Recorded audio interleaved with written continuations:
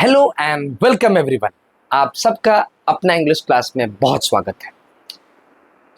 आज की इस वीडियो में, क्योंकि ये वीडियो मैं क्लास 10th के लिए और 9th के लिए बनाने वाला हूँ और ये टॉपिक सबसे बेसिक टॉपिक है, इसलिए दोनों चीज़ कवर हो जाएगा।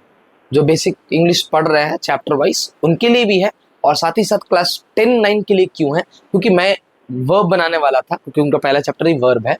लेकिन वर्ब से पहले मैंने सोचा कि अगर किसी को कंफ्यूजन हो सब्जेक्ट ऑब्जेक्ट के बारे में तो एक बार इस वीडियो को जरूर देख लीजिएगा, फिर उस नेक्स्ट वीडियो में मैं वर्ब वाला टॉपिक जरूर लेकर के आऊँगा। तो ये इसलिए मैंने उस हिसाब से सोचा कि अगर सब्जेक्ट ऑब्जेक्ट में अभी भी किसी को डाउट है तो ये वीडियो जरूर देखिएगा। Without wasting our time, let's start our video.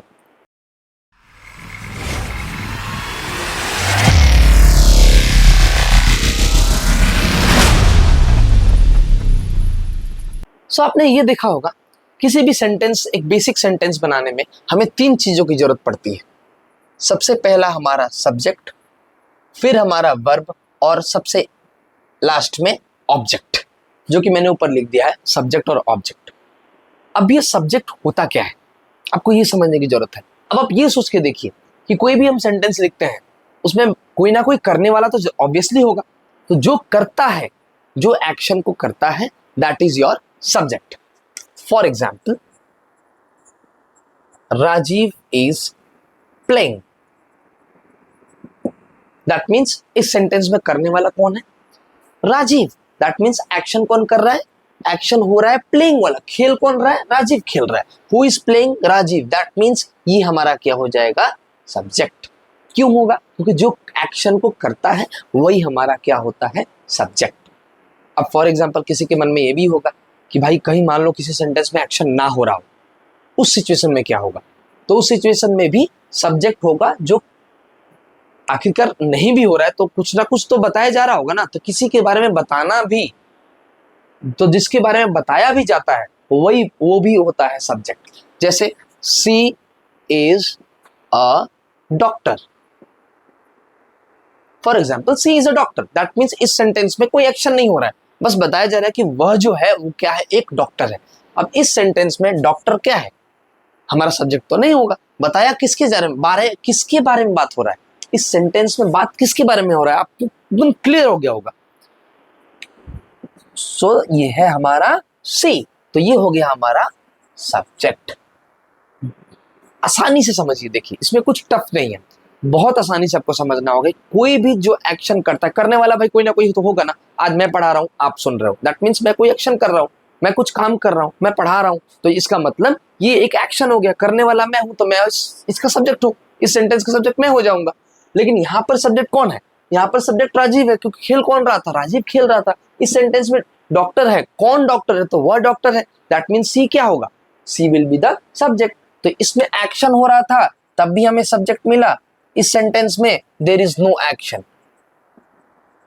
इस सेंटेंस में कोई एक्शन नहीं हो रहा है, कोई किसी प्रकार का काम नहीं हो रहा है, फिर भी आपको सब्जेक्ट मिला। इसका मतलब सब्जेक्ट हर सिचुएशन में आपको मिलता है। सब्जेक्ट डिपेंड किस पे करता है? आपका जो भी करने वाला होता है एक्शन को। अगर एक्शन करने वाला, मतलब सेंटेंस में अगर एक्शन हो रहा है तब भी सब्जेक्ट मिलेगा, एक्शन नहीं हो रहा है तब भी सब्जेक्ट मिलेगा। सब्जेक्ट कौन होता है? जो कोई करता है, करता को ही हम सब्जेक्ट कहते हैं। सिंपल सा बात है। अब बात करते हैं, सब्जेक्ट भी बहुत सारे टाइप्स के होते हैं, ठीक है? उसके बारे में हम थोड़ा सा बाद में डिस्कस करेंगे, कितने टाइप्स के होते हैं। अभी हम बात करते हैं सब्जेक्ट के बाद इंपॉर्टेंट पार्ट है हमारा ऑब्जेक्ट। ऑब्जेक्ट क्या होता है? आखिरकार ये ऑब्जेक्ट है क्या? अगर सब्जेक्ट कोई काम कर रहा है तो उसको रिसीव भी तो कोई करेगा ना। मैं पढ़ा रहा हूं, आप पढ़ रहे हो, दैट मीन्स मेरे एक्शन को, मेरे पढ़ाने वाला एक्शन को रिसीव कौन कर रहा है? आप कर रहे हो। तो जो एक्शन को रिसीव करता है, जो एक्शन को रिसीव करता है, they are the object of the sentence. वही होता है ऑब्जेक्ट, जो एक्शन को रिसीव करता है। मैं इस पेन से आपको ऐसे चला के मार दूं तो इसका मतलब मैं पेन को ऐसे चला रहा हूं। तो ये अगर मैं इसको थ्रो कर रहा हूं इस तरह से, तो ये एक एक्शन हुआ, मैं इसको फेंक रहा हूं। तो इस एक्शन को रिसीव कौन करेगा? जिसको मैं हिट करूंगा, जिसको मैं मारूंगा, तो ये पेन जिस पे जाके लगेगा वो एक्शन को मेरा रिसीव करेगा। तो जो एक्शन को रिसीव करता है वही क्या होता है? हमारा ऑब्जेक्ट होता है। For example, I bought a book. बहुत आसानी से आपको समझना होगा। अब इसमें हम दोनों चीज सीखेंगे, सब्जेक्ट क्या है, ऑब्जेक्ट क्या है। सब्जेक्ट क्या होगा इसमें हमारा, पहले आप समझिए किसके बारे में बात हो रहा है। क्या बात बुक के बारे में हो रही है? नहीं, बुक के बारे में कैसे हो रही है? बुक लाया कौन? लाने वाला भी तो इसमें है, उसके बारे में तो जानकारी दी जा रही है। लाने वाला कौन है? आई। इसका मतलब ये आई क्या होगा हमारा, ये आई हमारा हो जाएगा सब्जेक्ट, बिकॉज यही एक्शन को कर रहा है। ये क्या, कौन सा एक्शन को कर रहा है? ये बॉट क्या हो गया हमारा, एक्शन हो गया, लाना। उसने बुक को लाया, that means this is the verb.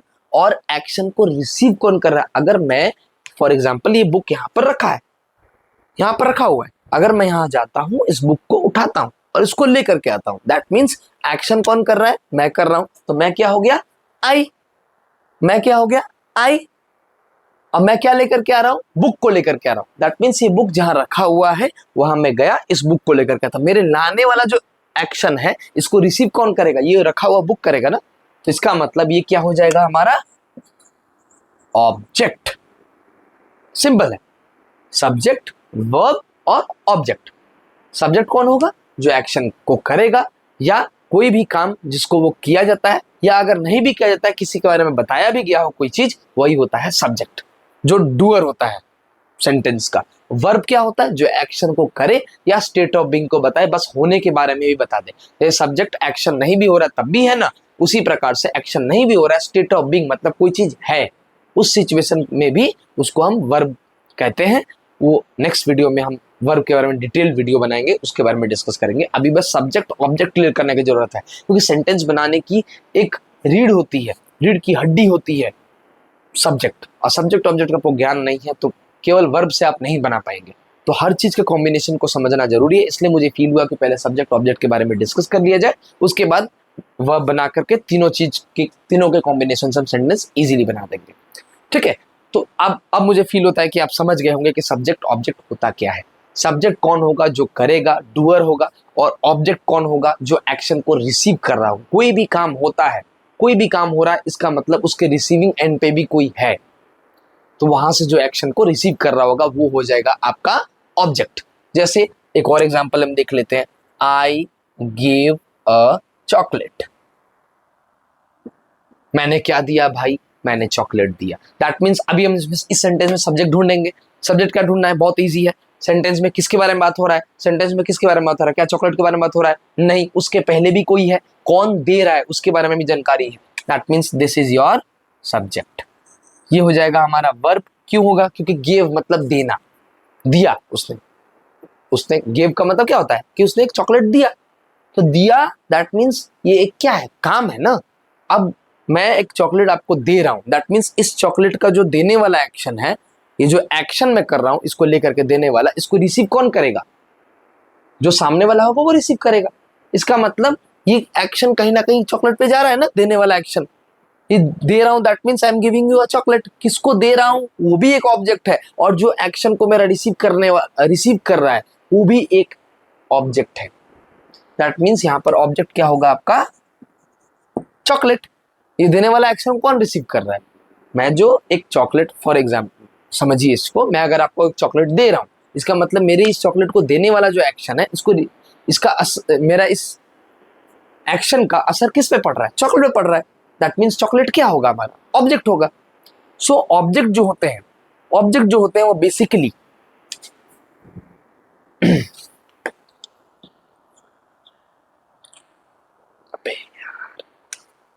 Object जो होते हैं वो बेसिकली टू टाइप्स के होते हैं।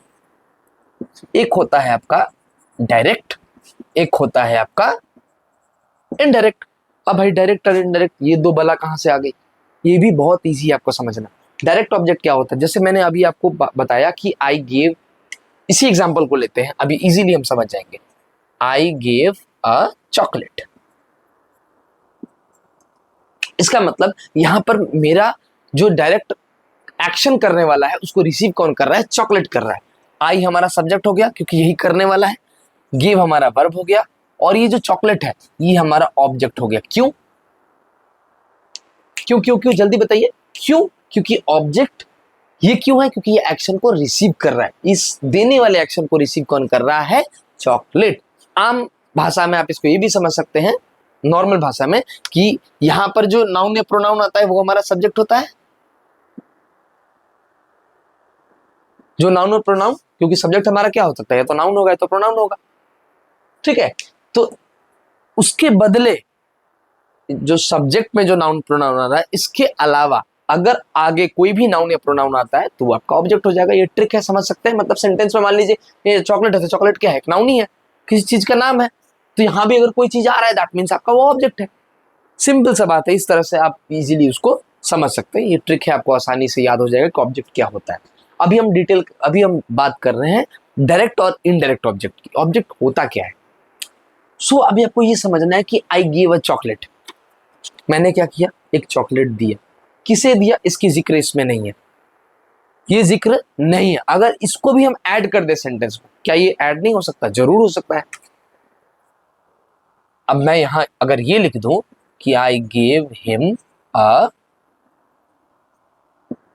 चॉकलेट, ध्यान से सुनिएगा सेंटेंस को, I gave him a chocolate, मैंने उसे चॉकलेट दिया।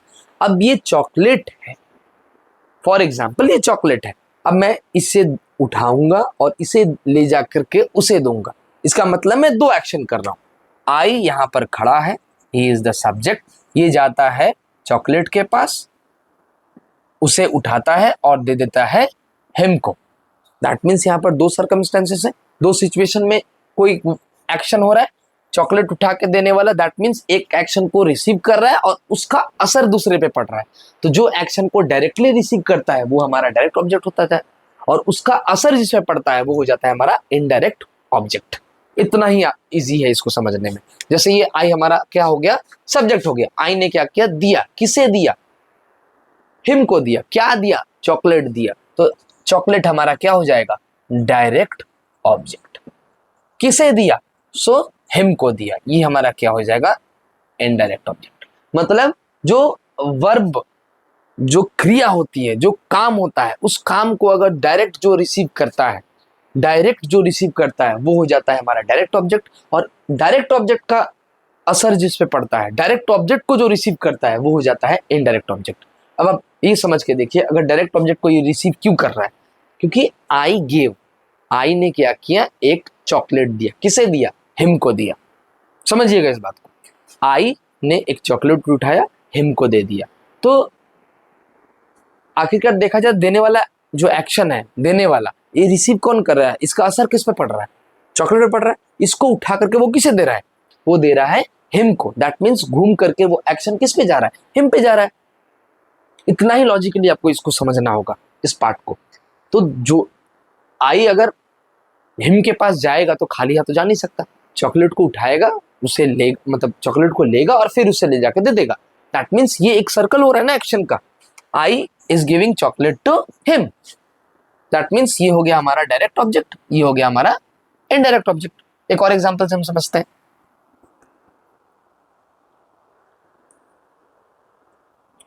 He bought me a pair of shoes, मतलब वो मेरे लिए क्या लाया, एक जोड़ी जूते लाया। किसके लिए, मेरे लिए। तो यहां पर एक्शन कौन कर रहा है, डूअर कौन है इस सेंटेंस में, करने वाला कौन है, किसके बारे में बात हो रहा है, बात हो रहा है ही के बारे में, ही कर रहा है। दैट मीन्स सब्जेक्ट तो हमको अब तो इजी हो गया हमें सब्जेक्ट ढूंढना, तो चुटकी में आप ढूंढ सकते हैं, ही सब्जेक्ट है। एक्शन कौन कर रहा है, कौन सा एक्शन कर रहा है, बॉट, मतलब लाया, मेरे लिए कुछ लेकर के आया है। और लाने का एक्शन डायरेक्ट किस पे पड़ रहा होगा, आप बोलेंगे मी पर, क्योंकि दिया जा रहा है उसको।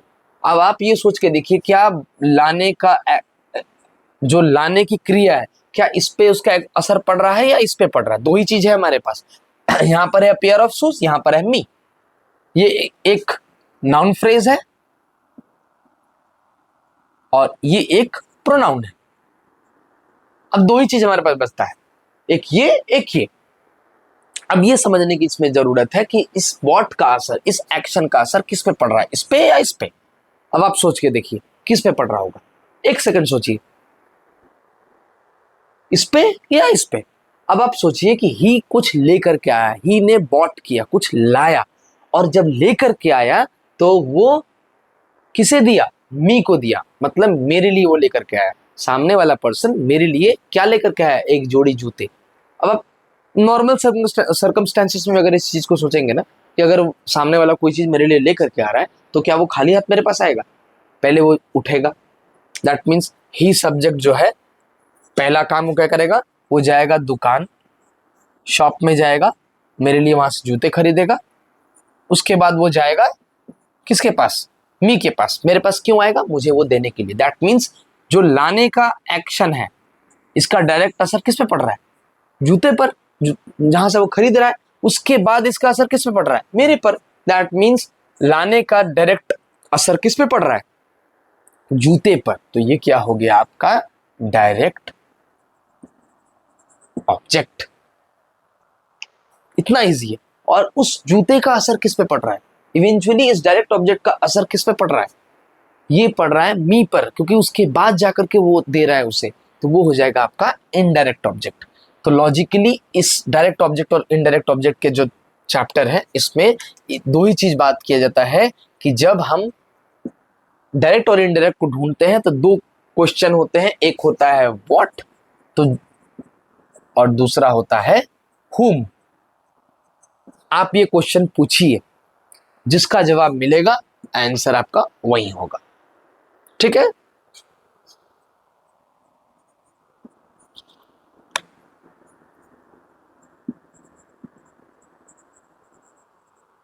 He ate a few pineapples।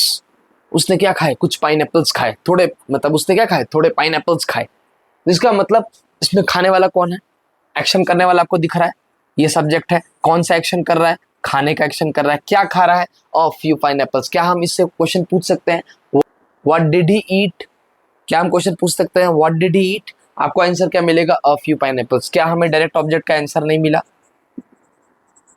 मिला ना, मिला ना। इसका मतलब इसका एक्शन, इसका मतलब क्या हुआ कि डायरेक्ट ऑब्जेक्ट कौन होता है, जो व्हाट क्वेश्चन का आंसर करे। आसान भाषा में आप समझिए, व्हाट और हुम के झमेले में आप पढ़िएगा, ये समझने का तरीका है। लेकिन आसान भाषा में आप ये समझिए कि कोई भी जगह का नाम कभी नहीं होता। कितने लोग कंफ्यूज होते हैं, जगह का नाम को ऑब्जेक्ट बना देते हैं। जैसे I went to the park. अब इसमें पार्क कभी भी ऑब्जेक्ट नहीं होगा। नहीं, बहुतों को लगता है कि जो स्टार्टिंग में है सब्जेक्ट है, उसके बाद वर्ब है, उसके बाद वाला वो ऑब्जेक्ट हो गया। वो ऑब्जेक्ट थोड़ी ना है, वो बाकी वर्ड्स हैं, जो अदर वर्ड्स होते हैं वो है, वो सब मिला करके प्रेडिकेट हम कहते हैं उसको। लेकिन other part of the sentence जरूरी नहीं है कि सब ऑब्जेक्ट ही। ऑब्जेक्ट वही होता है जो एक्शन को रिसीव करता है या उसका असर जिस पे पड़ता है।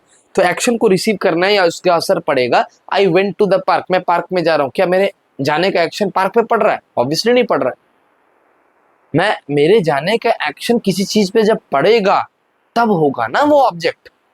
तो I went to the park, इसमें कोई ऑब्जेक्ट नहीं, इस सेंटेंस में नो ऑब्जेक्ट। आप डायरेक्ट लिख दी no object.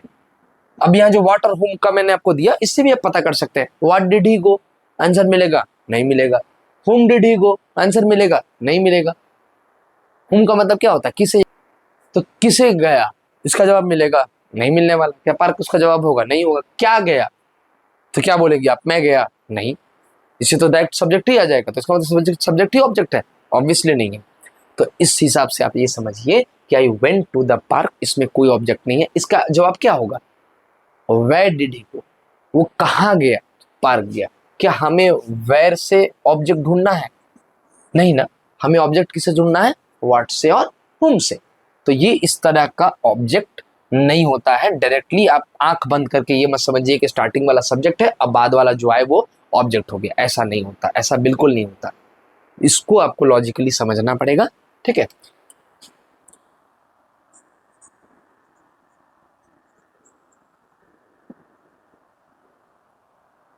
I gave him a new phone। For example I gave him a new phone. अब इस सेंटेंस में पहले सब्जेक्ट ढूंढिए। अब इजी होगा सब्जेक्ट ढूंढना। कौन कर रहा है, एक्शन कौन कर रहा है, आई कर रहा है। मतलब आई क्या हो गया, हमारा सब्जेक्ट हो गया। कौन सा एक्शन कर रहा है, देने वाला, ही इज गिविंग समथिंग, ये हो गया हमारा वर्ब। क्या दे रहा है, क्वेश्चन पूछिए what, what is he giving, he is giving a new phone, ये हो गया हमारा डायरेक्ट ऑब्जेक्ट। सिंपल है। उसके बाद किसे दे रहा है वो, क्या इसमें उसकी जानकारी है। अगर जानकारी है, जरूरी नहीं है कि एक सेंटेंस में डायरेक्ट इनडायरेक्ट ऑब्जेक्ट दोनों होता है। एक भी हो सकता है। लेकिन ये व्हाट और हुम का सिलसिला क्या है, ये व्हाट और हुम क्या है, ये तरीके हैं आपको अगर दोनों ऑब्जेक्ट है सेंटेंस में उसको फाइंड आउट करने के लिए, डायरेक्ट कौन है और इनडायरेक्ट कौन है।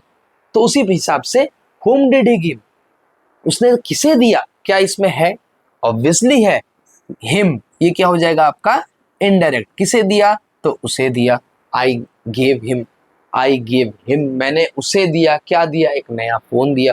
दैट मीन्स अगर आप लॉजिकली भी सोचिएगा तो ये एक सब्जेक्ट है, ठीक है। सब्जेक्ट क्या है, आई, आई क्या करता है, जाता है अपने दोस्त, फॉर एग्जाम्पल हिम उसका दोस्त है, उसे क्या देने के लिए, एक फोन नया।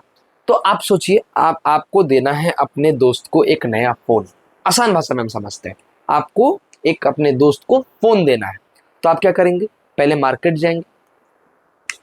अब आपके पास दो ऑप्शन है, मार्केट या फ्रेंड जो कि हिम है, हिम जो कि आपका दोस्त है। अब आप कहां जाइएगा, पहले दोस्त के पास या मार्केट के पास। मेरे को अगर मुझे दोस्त को एक फोन देना है तो सिंपल सा बात है, मैं खाली हाथ तो उसके पास नहीं जाऊंगा ना। अगर मैं दोस्त के पास जा रहा हूँ फोन देने के लिए तो डायरेक्टली उसके पास चले जाऊंगा खाली हाथ, उसके बाद जाऊंगा मैं मार्केट, ये तो बेवकूफी वाली बात होगी।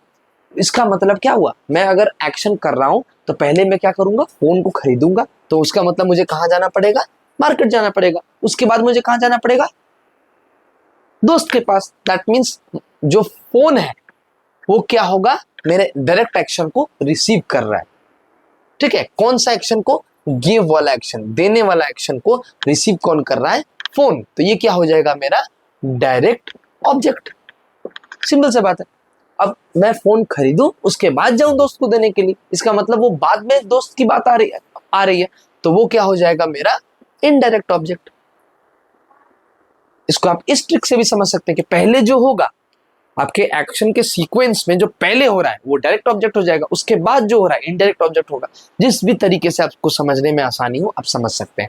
व्हाट और हुम एक जनरल तरीका है और आपके जो पढ़ाया जाता है सिलेबस में उसके अकॉर्डिंग है, और जो मैंने आपको ट्रिक बताया उस हिसाब से भी अगर आप चीजों को याद रखें, क्योंकि ऑब्जेक्ट ढूंढना इज वेरी इजी, ठीक है। आई होप कि ऑब्जेक्ट और सब्जेक्ट वाला सिलसिला आपके दिमाग में घुस गया होगा, तो आपको इजीली वर्ब को बीच में बैठाना और उसको पढ़ना और समझना इजी हो जाएगा, जो कि मैं नेक्स्ट वीडियो में लेकर आऊंगा। जैसे 2 मिनट पहले हमने भी सब्जेक्ट के बारे में डिस्कशन कर रहे थे, मैंने बोला उसको कुछ टाइप्स होते हैं, ठीक है।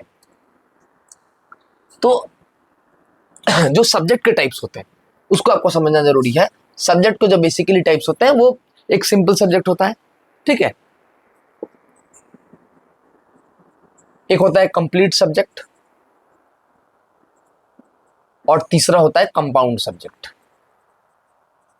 अब सिंपल सब्जेक्ट एकदम सिंपल होता है, जैसे आई एम अ बॉय। अब इस सेंटेंस में आप सोचिए कि बात किसके बारे में हो रही है, आई के बारे में, इसका मतलब आई हमारा क्या है, सब्जेक्ट है। तो ये साधारण सा क्वेश्चन है और ये साधारण से जवाब आपको मिलेंगे, तो ये इजीली आप समझ जाएंगे कि ये हमारा क्या हो गया, सब्जेक्ट हो गया। I am a boy, that means I क्या है, एक सब्जेक्ट है। किसके बारे में बात हो रहा है, आई के बारे में बात हो रहा है, तो आई क्या हो जाएगा, हमारा सब्जेक्ट हो जाएगा, ठीक है। उसी प्रकार से कंप्लीट क्या होता है, जिसमें सब्जेक्ट प्लस मॉडिफायर। अब ये मॉडिफायर कौन सी वाला है, मॉडिफायर का मतलब क्या होता है, जो उसके बारे में विशेषता दे, ठीक है। मान लो एक ऐसा वर्ड जो आपके बारे में या किसी चीज के बारे में और इंफॉर्मेशन दे, वो सब मिला करके क्या हो जाएगा, the beautiful knife is mine. अभी सेंटेंस बोल रहा है, क्या बोल रहा है कि द ब्यूटीफुल नाइफ, मतलब नाइफ कैसा है, ब्यूटीफुल है, वो किसकी है, मेरी है। तो वो जो ब्यूटीफुल सा चाकू, एकदम सुंदर सा दिखता हुआ जो चाकू रखा हुआ है वो किसका है, मेरा है। इसका मतलब क्या, इसमें सब्जेक्ट क्या केवल आप नाइफ बोलोगे क्योंकि नाइफ के बारे में बात हो रहा है, नहीं, ये पूरा ही क्या हो जाएगा, आपका सब्जेक्ट हो जाएगा। तो सब्जेक्ट कभी एक वर्ड मत समझिएगा, सब्जेक्ट 2 या 3 वर्ड या पूरा सेंटेंस भी होता है। कैसे होता है आपको यहां समझने की जरूरत है।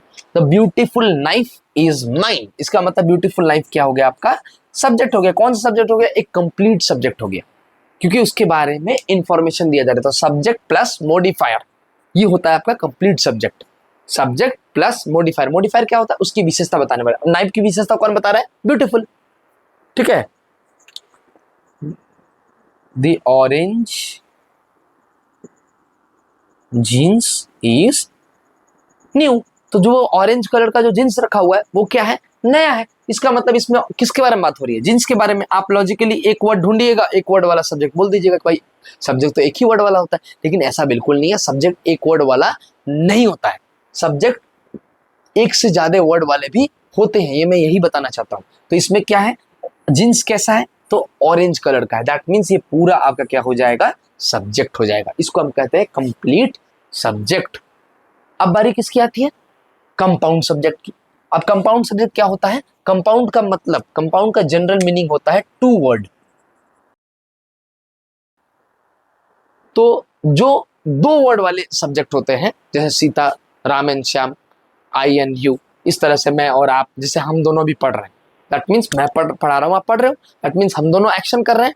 तो कभी कभी क्या होता है, एक्शन करने वाले दो भी होते हैं, तो उसको हम क्या कहते हैं, कंपाउंड सब्जेक्ट। ठीक है, जैसे Ram and Shyam are walking, that means दो सब्जेक्ट है ना यहाँ पर, राम भी वॉक कर रहा है और श्याम भी वॉक कर रहा है, दैट मीन्स ये क्या हो गया हमारा, कंपाउंड सब्जेक्ट। तो ये दोनों हमारे सब्जेक्ट हो गए। बस इसी भ्रम को अपने दिमाग से हटा दीजिएगा कि सब्जेक्ट एक वर्ड का होता है। सब्जेक्ट एक सेंटेंस भी हो सकता है, दो चार वर्ड के भी हो सकते हैं, कंप्लीट सब्जेक्ट भी हो सकता है। तो इस भ्रम को केवल अपने दिमाग से हटा दीजिएगा। आई होप कि ये सब्जेक्ट और ऑब्जेक्ट वाला चीज आप समझ गए होंगे। ज्यादा बड़ा नहीं बनाऊंगा मैं इस वीडियो को, ऐसे भी बहुत लंबा हो ही गया होगा, बट जरूरी है, बड़े वीडियोस होंगे तब आप डिटेल में समझ पाएंगे। अब इजीली हम रिकैप कर लेते हैं एक बार चीजों को। सब्जेक्ट क्या होता है, जो एक्शन को करता है। अगर एक्शन नहीं हो रहा है, तो अगर किसी चीज के बारे में कोई चीज बताया जा रहा है उस सेंटेंस में, ठीक है, ही इज अ टीचर, इस सेंटेंस में एक्शन हो रहा है क्या, टीचर एक्शन है, नहीं है, इसमें एक्शन वाला कुछ वर्ड होता हुआ नजर आ रहा है, नहीं है, इसका मतलब लेकिन क्या इसमें सब्जेक्ट नहीं होगा, ऑब्वियसली है। क्यों, क्योंकि किसके बारे में जानकारी दे दी जा रही है, ही के बारे में, कि ही क्या है, तो ही इज अ टीचर। इस सेंटेंस में एक्शन होता हुआ नजर आ रहा है, बिल्कुल नहीं हो रहा है, ही इज योर सब्जेक्ट, लेकिन फिर भी सब्जेक्ट होता है। तो इस चीज को दिमाग से हटा दीजिएगा कि सब्जेक्ट वही होता है जहां एक्शन की होने की जरूरत हो। अगर कोई इंफॉर्मेशन दिया जा रहा है, वो भी अब क्या हो जाएगा, सब्जेक्ट हो जाएगा। ठीक है, उसके बाद ऑब्जेक्ट के बारे में बात करते हैं। ऑब्जेक्ट क्या होता है, इजी ट्रिक क्या है समझना, कि शुरू में जो नाउन प्रोनाउन आ गया, उसके बाद अगर कोई नाउन प्रोनाउन होता है, वो आपका क्या हो जाएगा, ऑब्जेक्ट हो जाएगा। लेकिन ऑब्जेक्ट ढूंढने के तरीके में मैंने आपको बता दिया, व्हाट और हुम से। तो एक्शन को जो रिसीव करता है वो क्या हो जाता है, आपका ऑब्जेक्ट हो जाता है, जो एक्शन को रिसीव करता है। अगर सेंटेंस में दो दो ऑब्जेक्ट है, उसको ढूंढने का तरीका व्हाट और हुम से आप क्वेश्चन कर सकते हैं सेंटेंस में। उसके बाद इजीली आपको रियलाइज हो जाएगा कि सेंटेंस में ऑब्जेक्ट कौन है और कौन नहीं।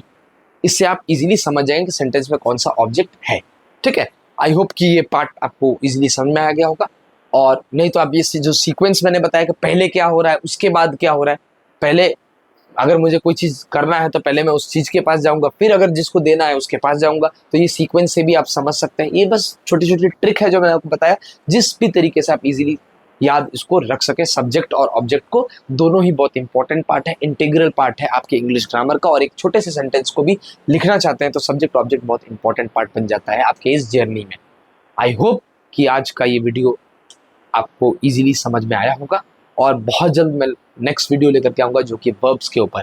ठीक है, और तब तक के लिए प्लीज़ हैव पेशेंस, और कोई भी डाउट हो तो प्लीज़ डू कमेंट, और कमेंट का मैं बहुत बेहद बेसब्री से इंतज़ार करूँगा। और तब तक के लिए इसी तरह से अपना प्यार बनाए रखें, और मेरे वीडियोस को please do like share and subscribe. मिलते हैं अगले वीडियो में, तब तक के लिए बाय बाय।